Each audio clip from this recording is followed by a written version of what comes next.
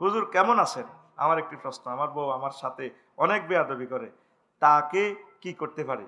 তাকে বুঝাবেন, বুঝাই যদি ঠিক না হয় তারপরে দুই দুই পক্ষ থেকে সর্দার মাতবার রাখি, মেয়ের পক্ষ বা পক্ষ থেকে বুঝাইবেন। এরপরে ফাদ্রিবু হুন না 3 নম্বর মেডিসিনের ভিতরে হালকা মারবেন, মুখে মারণ যাইতো না। তুই তো মুগুদ্দি ফিটার লগেইতে আব্বা কই গেলে নাউজুবিল্লাহ।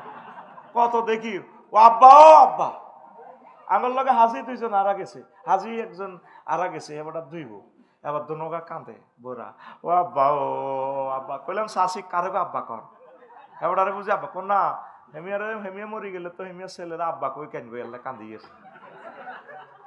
তারপরে ওয়াহ জুরু হুন না 4 নম্বর মেডিসিন দিছে সূরা নিসাতে আল্লাহ, মহিলা নামক একটা সূরা আছে, এই খাট আলাদা করবি, এই মেডিসিনে সোজ হয়ে যাবে। মহিলারা সব মানবো, এটা মানতো না রে।